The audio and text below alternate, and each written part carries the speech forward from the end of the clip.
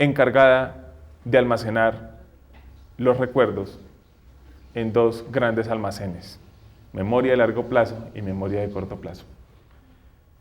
No los alojamos allí. Es decir, que los experimentos de Harlow, los experimentos de muchos científicos que extirpaban el hipocampo de monos o de ratas, ¿verdad?, considerando que allí evidentemente estaba alojado el sistema de procesamiento de la memoria, no es cierto. Quinto, el control ejecutivo de la memoria miente. ¿Cómo así que miente?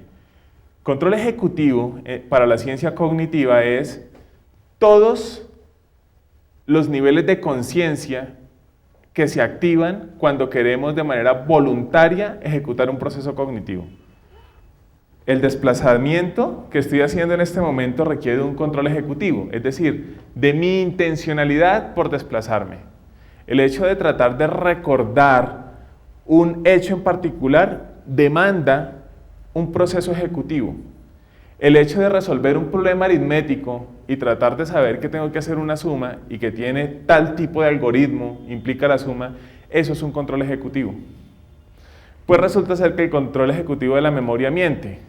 ¿Y por qué miente? Porque cada vez que a propósito vamos a buscar un elemento previo que hemos vivido en nuestra memoria, le estamos colocando una carga personal y le estamos colocando nuestra intencionalidad, es decir, estamos desvirtuando completamente lo original y fiel de la experiencia.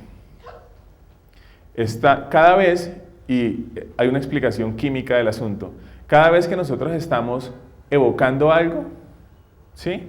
Recall, como dicen los gringos, recall, estamos yendo a propósito a buscar algo en la memoria, bioquímicamente estamos modificando la memoria. Y cada vez que estamos recurriendo al mismo recuerdo, estamos modificándola cada vez más y cada vez más. Es decir, nunca es fiel. Entonces, ¿cuáles son los recuerdos fieles? Los recuerdos fieles son aquellos que se elicitan o se activan cuando no los estamos buscando. Son por lo menos los más cercanos a la realidad. Eso es una locura, porque entonces yo no sé quién soy, ni sé quién eres tú, ni sé para qué los profesores ponen parciales en donde tenemos que aprendernos un poco de cosas, ¿verdad? Que además el mismo profesor memorizó y los memorizó bajo su ajuste. Esto es una locura. Van a salir desesperanzados de esta conferencia. Siguiente. Bueno, este es el señor, amigo mío y hermano, simbólicamente hablando, Santiago Ramón y Cajal. Santiago Ramón y Cajal, en 1906, gana el Premio Nobel de Medicina por un descubrimiento bien importante. ¿Lo recuerdan? Resulta ser que hasta 1906 los científicos en todo el mundo pensaban que las neuronas se tocaban y pasaban información de un lado al otro. Santiago Ramón y Cajal, quien en principio quería ser artista, pero su papá no lo dejó. Su papá era profesor de anatomía y su papá, bueno, ser artista, Alejandra sabrá, en algunos gremios es tenaz, ¿sí? Pero es una tara, insisto en eso, ¿verdad? Santiago Ramón y Cajal tenía una habilidad impresionante para el dibujo. Y en 1906, Santiago Ramón y Cajal coge una neurona en un microscopio, la observa y la puede replicar exactamente, ¿verdad? Eso lo sabemos porque en 1950 se dieron cuenta los científicos que la forma en la cual Santiago Ramón y Cajal había pintado la neurona era exacta. Y en esa época eran microscopios chimbis, regulín bichimbis. ¿Sí me van a entender? Las neuronas no se tocan. Las neuronas llegan hasta cierto punto y existen en las dendritas botones presinápticos y postsinápticos y algo que se llama la hendidura, ¿sí?, sináptica, que eso es como un agujero negro y eso es como una cosa misteriosa y ahí está la solución del asunto. Ya se van a dar cuenta para dónde vamos. ¿Por qué traigo a colación Santiago Ramón y Cajal? Porque es el padre de la neurociencia. ¿Sí? Es español. Parece curioso. Perdón el dato. Pero Sí, es español. Sí. No es de Neiva, no es costeño, es español. Santiago Ramón y Cajal era también un amante del arte.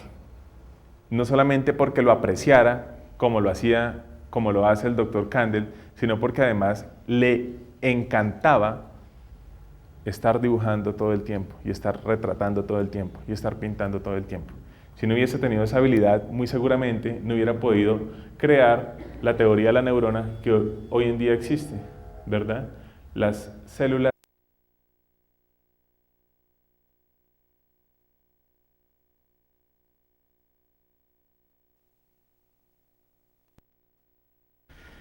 Es el libro que en el 2010 fue catalogado como el libro más importante de ciencia en el mundo. Y es un acercamiento por 8 autores, dentro de los cuales está Gertrude Stein, Cézanne, Stravinsky, Walt Whitman, ¿verdad? Que cada uno de ellos, curiosamente, tienen un modelo de interpretación de la mente. Lo que pasa es que no lo sabían, pero los neurocientíficos lo encontraron. Ok, adelante. Por ejemplo, el primer capítulo del libro del Dr. Lederer. Dr. Lederer es como una especie de geniecillo. ¿Sí ven que es muy joven? Ha escrito 100.000 cosas y ha hecho muchas cosas y además de ser médico y neurólogo, es periodista. Es un tipo inquieto, ¿sí? Como generalmente son las personas de esta índole, como Kandel, ¿sí? Kandel, de niño, sus padres tenían en Viena una juguetería y se la pasaba desbaratando los juguetes y arreglándolos, pues, para poderlos vender, porque se distraía con eso, ¿no? Bueno, Walt Whitman tiene una obra cumbre que se llama Hojas de hierba y tiene una teoría filosófica de la mente. Es una teoría monista de la mente expuesta en este texto.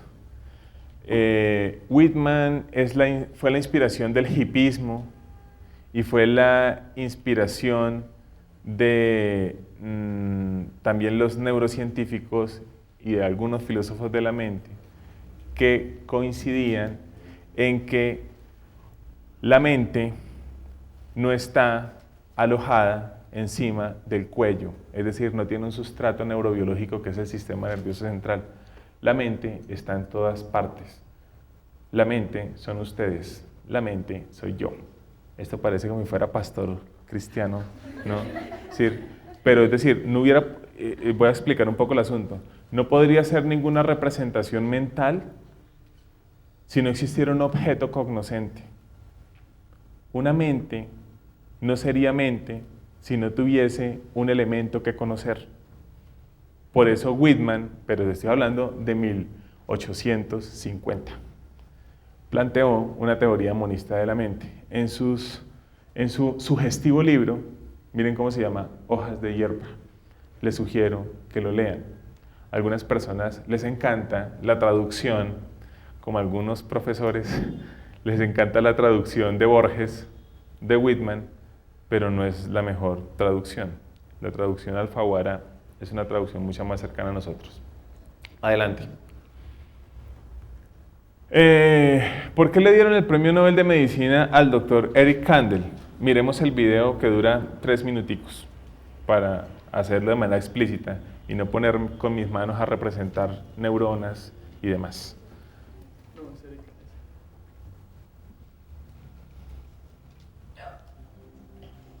Volumen. Hoy vamos a rendir un homenaje a Aplysia, un invertebrado marino conocido vulgarmente como liebre de mar. Se preguntarán por qué. ¿Porque una babosa que vive bajo el mar debe recibir tal honor? Pues bien, aquí donde la ven ha ayudado a muchos neurocientíficos a conocer con más profundidad nuestro cerebro.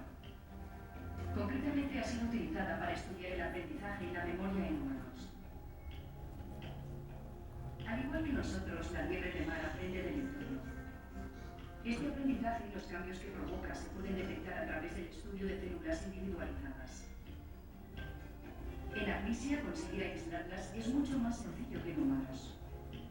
El cerebro humano tiene aproximadamente 100.000 millones de neuronas.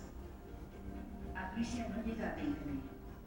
Además, estas son mayores, por lo que facilitan el estudio tanto de las neuronas como de sus relaciones sinápticas. La técnica es sencilla. Se localiza y aísla la neurona. Después se le insertan microelectrodos para darle estímulos externos y así poder trazar el camino seguido por los impulsos nerviosos. Con esta técnica se han llevado a cabo varios experimentos. Estudio 1. El cambio biológico del aprendizaje. Aplisia tiene un instinto de protección que involucra solamente dos tipos de células: las sensoriales, que detectan el peligro, y las motoras, que hacen que el músculo reaccione. Los científicos han utilizado el sistema de microelectrodos para estudiar este proceso. Un simple chorro de agua hace que contraiga las branquias para evitar que se dañen. Una vez aprende que el chorro no la lastima, deja de contraerlas. Tras su aprendizaje, los científicos han visto que el camino seguido durante la transmisión de la señal ha cambiado. Es decir, que hay un cambio biológico en la sinapsis debido al proceso de habituación. La primera neurona sigue detectando el chorro y no cambia su comportamiento. Pero en la sinapsis, la señal se pierde, puesto que la segunda neurona no contrae el músculo, no reacciona. La sinapsis se ha modificado según lo que el animal ha aprendido. El chorro no es dañino. Estudio 2. Proteínas involucradas en la memoria. Para saber qué proteínas están involucradas en la memoria a largo plazo, los científicos han recurrido de nuevo a las neuronas gigantes de Aplisia. Para el experimento han aplicado una serie de descargas eléctricas. Tras las sacudidas se ha observado que los animales liberan un neurotransmisor conocido como serotonina. Pero los científicos han observado que la serotonina no es la única responsable del aprendizaje duradero. Sorprendentemente, una proteína conocida como factor de crecimiento también está involucrada. Tras bloquear una serie de receptores, los científicos han observado que estas proteínas son tan esenciales para la inducción de la memoria a largo plazo como para el desarrollo del cerebro.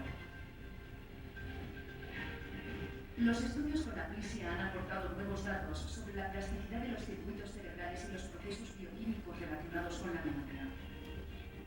Ahora se espera que estos hallazgos puedan ayudar a encontrar soluciones para los tratamientos de la pérdida de memoria relacionados con enfermedades neurodegenerativas. Ok, bien. Eso fue lo que llevó a Eric Kandel a ganarse el Premio Nobel de Medicina del año 2000. Que hasta ese momento dijeron la dopamina, la serotonina, que habitualmente en cualquier libro básico de neurociencia ustedes los van a encontrar como neurotransmisores implicados en el aprendizaje, no son los únicos neurotransmisores, no son las únicas moléculas proteínicas implicadas con la memoria. Pero en el año 2010, Lehrer y otro colaborador del Dr. Kandel, el Dr. Si, encontraron que existían otras moléculas que son bien extrañas, ya se van a dar cuenta cómo están codificadas, en donde se aloja la memoria y que al hacer un estudio de deprivación de esa molécula se dieron cuenta que las personas dejaban de aprender. Esto, por inferencia, se asume en términos de investigación que evidentemente sí estaban implicadas con el aprendizaje. El doctor Kandel, también de ascendencia judía, tenía una obsesión con Freud. Él estudió medicina y estudió neurología porque quería describir la estructura de la personalidad sexual freudiana, el yo o el id, el ello y el superyo, ubicarlo en una base neurofisiológica, pero nunca lo consiguió. En busca de la memoria, en el libro que escribió Kandel, En busca de la memoria, describe por qué se dedicó a la medicina y por qué él pensó desde muy niño, la imaginación, que él quería ser el continuador de la obra de Freud, pero a nivel no de la psicología ni social, sino a nivel biológico, pero no lo encontró. Los estudios de Eric Kandel han permeado la obra de Lehrer y la obra del Dr. Si. Ya vamos a mirar cuáles son esas moléculas tan extrañas de las cuales les estoy hablando. Continuemos. Este es un genio. Este es el señor Egon Schiele. Egon Schiele, después de Proust, es el artista más documentado y más analizado en el mundo de la psicología. Miren las fotos de Schiele. Por ejemplo, Jacques Lacan, eminente, teórico, psicoanalista. No voy a hablar de Jacques Lacan. Averigüen quién es Jacques Lacan. Creó su teoría del significado, del significante, aplicado a la psiquiatría y a la psicología, basado en los autorretratos de Egon Schiele. Egon Schiele siempre se autorretrató. Comparen la fotografía real de Schiele con sus autorretratos. ¿Y usted para qué coloca ese cuadro, profesor? ¿Eso qué tiene que ver, si estamos hablando de ciencia, de cosas serias, para qué pone el cuadro de un artista? Porque resulta que Egon, el padre de el doctor Kandel, era el mejor amigo de Egon Schiele. Es decir, que el doctor Kandel ama los retratos y la obra de Egon Schiele y encontró allí una explicación psicológica de la estructura del yo. ¿Qué es el yo? Asunto que no se ha podido resolver a nivel biológico, ni los niveles de conciencia. Cuando usted le pregunta a un neurocientífico qué es la conciencia, le va a decir dos cosas. Primero, no tiene una ubicación en el cerebro. Todas las personas sabemos que somos conscientes y hablamos de la conciencia, pero no existe una estructura del cerebro en donde esté. Y seguidamente le va a responder, si se tendría que definir la conciencia, tendríamos que decir que es el razonamiento que nosotros hacemos sobre la existencia del neocórtex, es decir, de nuestro cerebro racional. Nosotros sabemos que tenemos cerebro, eso es la conciencia, pero eso no satisface realmente mucho. Continuemos. Marcel Proust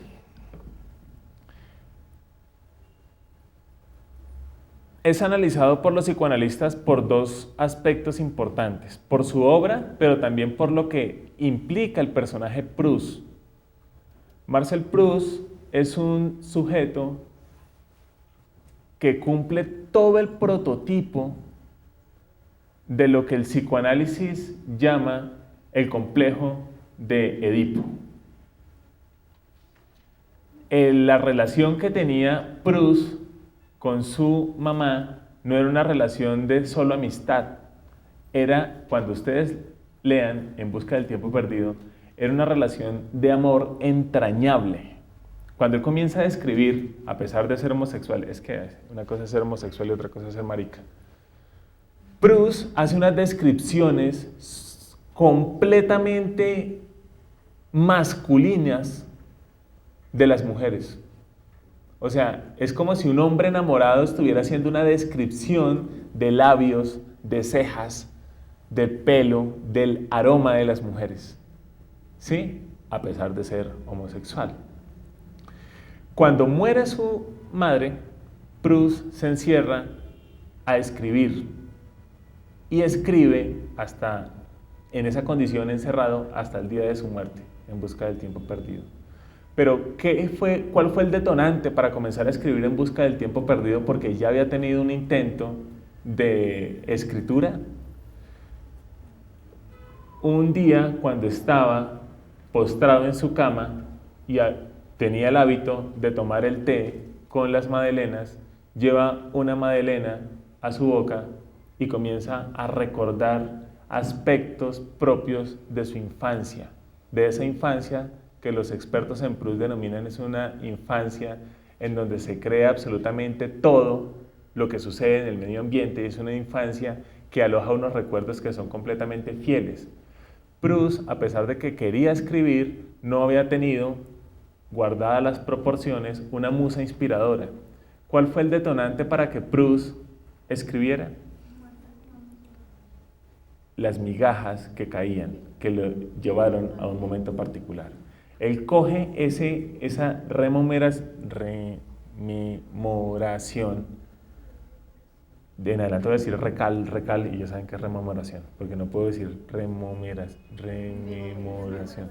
Perdón, tengo segunda tara. Sí, recal, es decir, evocar.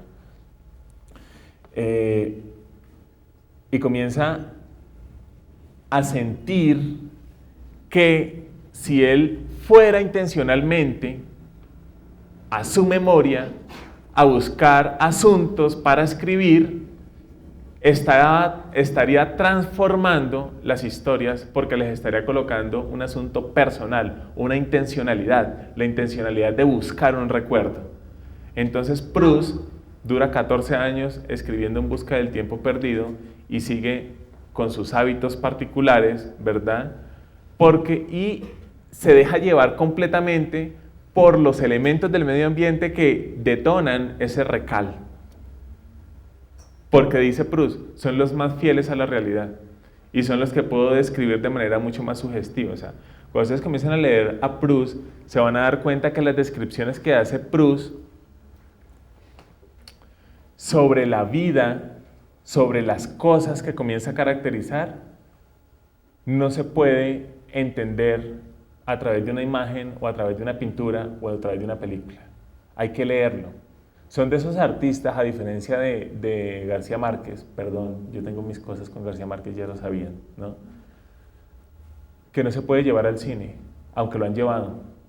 Porque cuando tú lees a Proust, Proust está siendo muy fiel y te sugestiona muchísimo con las descripciones que hace. ¿Se acuerdan que en el video veíamos algunos apartados en donde hacía unas descripciones, pero son unas descripciones que te llevan evidentemente a sentirte? Miren, cuando yo voy a contar esto porque necesito contarlo a ver si me puedo hacer entender. Cuando tú vas a Jack's, a esa pastelería que queda allá en la 109, arriba de la 19, que es con todo el prototipo francés, con los muebles, con las madelenas, etcétera, etcétera, etcétera, con las sensaciones, como estar metido, enclaustrado en una parte que pareciera que no fuera Bogotá, es lo mismo que tú sientes cuando comienzas a leer a Proust. Sientes que te lleva a un estado, a un ambiente y a lo que él se denomina la bella época francesa, impresionista, de los años 10, de los años 20 francesa. Es una cosa increíble, ¿sí? Los grandes literatos pueden hacer eso. Yo recuerdo cuando leí a García Márquez la descripción de las bananeras, no sé si recuerdan, en 100 años de soledad, García Márquez hace una descripción de la matanza de las bananeras impresionante. Yo recuerdo, no sé, en el colegio lo obligaban a uno a leer esos libros, pero yo recuerdo tener una sensación muy particular con García Márquez de escuchar las balas y de desesperarme por cómo representaba la historia. Era una multitud y era el ejército apuntándole, ¿sí?, con ráfagas a todo el mundo. Y la forma de describirlo, una forma tan fiel a la realidad, miren lo que estoy diciendo, tan fiel a la realidad que uno la creía. Entonces lo que dice Proust es pilas, pero esa forma de descripción solamente es natural cuando de repente sucede en la mente, no cuando vamos a propósito a buscarlo en la mente. Los neurocientíficos han encontrado que cada vez que nosotros vamos a presentar, por ejemplo, un examen y vamos a nuestra mente o queremos recordar un número telefónico, estamos modificando cada vez que lo buscamos ese mismo recuerdo y colocándole un dote de personalidad o un dote propio al asunto. Es decir, que no es una copia fiel de la realidad, es una transformación.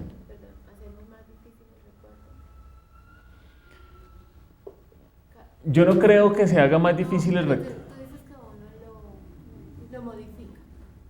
Al modificarlo, se pueden estar perdiendo cosas reales del recuerdo. Pues te voy a responder de una vez el asunto con relación a esto. Resulta ser que las células del hipocampo, la estructura cerebral implicada con la memoria. Bueno, yo les enseñé una cosa a ustedes, me disculpan, ¿no? Pero tengo tiempo para retractar. Una cosa que también es falsa. Las neuronas tienen una propiedad que por más de un siglo las acompañó y era que no se regeneraban. Y la persona, claro, yo estoy acá de pie y dicen, usted es un imbécil, ¿cómo se le ocurre decir que las neuronas no se regeneran? Cuando las neuronas se mueren, entonces existen las células de Schwann, que son las que las absorben, etcétera, etcétera. Resulta ser que las células del hipocampo, cada 14 días están cambiando. Y las células del hipocampo son las células de la memoria. Por eso cuando no te puedo responder, no te puedo decir, no es que se vuelva más difícil, es que ya el hecho de memorizar ya es un asunto enigmático completamente. Esto parece de ciencia ficción, ¿verdad? Lo que estoy contando. Bueno, avancemos. No sé si tengan otra pregunta sobre Proust. Yo realmente no he leído toda la obra de Proust. Son 7 libros los que contiene En busca del tiempo perdido. He leído solamente Por el camino de Schwann. Ok, pero ya vamos para allá. Más adelante. Listo. Bueno, Proust y la neurociencia. Esto es, comillas, un fragmento de una entrevista que le hicieron a Lehrer, el que escribió el libro de Proust y la neurociencia, en relación con la hipótesis que vamos a desarrollar acá, ¿no? El sistema proustiano molecular de la memoria. Formulado en pocas palabras, sintetiza Lehrer. Proust creía que nuestros recuerdos eran engañosos. Aunque parecían reales, en realidad eran unos amaños elaborados. Le dábamos nuestro toque, ¿verdad? Yo creo que mi papá es ese señor que está en mi casa cuando yo llego y que tiene determinadas características y que es muy bueno y que es